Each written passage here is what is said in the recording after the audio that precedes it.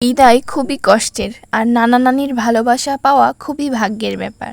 আসসালামু আলাইকুম এভরিওয়ান, কেমন আছেন সবাই? আশা করি সবাই ভালো আছেন, আল্লাহর রহমতে আমরাও ভালো আছি। তো আজকে সকালবেলা রায়হানের নানু চলে যাচ্ছিল, তাই রায়হান খুবই কান্না করছিল। রায়হানের খুবই মন খারাপ লাগছিল, সে নানুর জন্য পাগল। আজকে সারা দিন শুধু নানা নানা করেছে, সে নানার কাছে যেতে চায়। এত বলি বুঝাই যে তোমার নানু ঢাকায় চলে গিয়েছে, সে একটু বুঝতে চায় না, সে নানার কাছে যাবে। অতটুকু বাচ্চা কি আর বুঝতে পারে কতটা ভালোবাসা থাকলে নানার জন্য পাগল থাকে।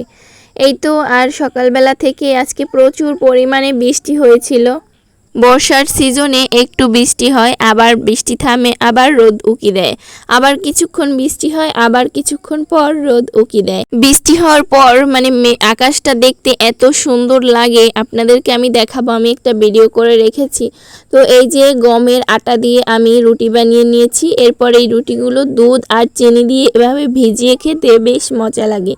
তো সকালে কিন্তু একবার নাস্তা করে নিয়েছিলাম, তো এরপর আবার ওইটা খেয়েছিলাম। এই যে দেখছেন আজকের আকাশটা যে কত পরিমাণে সুন্দর, এত পরিমাণে ভালো লাগে দেখতে, একদম চোখটা জুড়িয়ে যায়, এত মিষ্টি লাগে।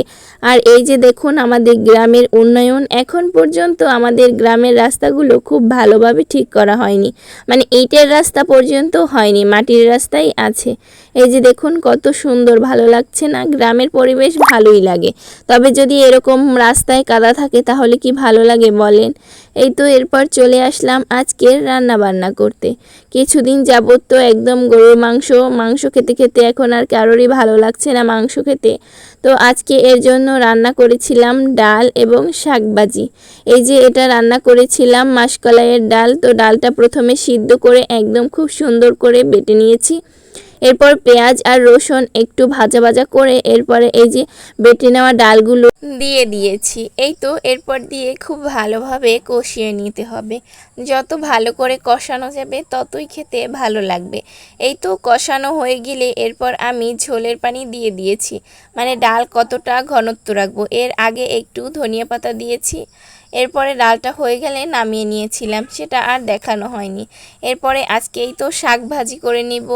এই বর্ষার সিজনে আমাদের এইখানে এই হাইচা শাকটা অনেক পাওয়া যায়, আমরা হাইচা শাক বলি, আবার অনেক এলাকায় হেলেঞ্চা শাক বলে, আরও অনেকে অনেক ধরনের শাক বলে।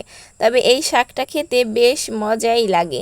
এই বর্ষার সিজনটায় এর স্বাদ যেন বেশি বেড়ে যায়। এই তো শাক যেভাবে রান্না করে ওইভাবে আমি রান্না করার জন্য নিয়েছিলাম। আমার শাক রান্না করা হয়েও গিয়েছে। আজকে এই পর্যন্তই। সবাই ভালো থাকবেন এবং আমাদের জন্য দোয়া করবেন। আমার পেজের সাথেই থাকবেন। আল্লাহ হাফেজ।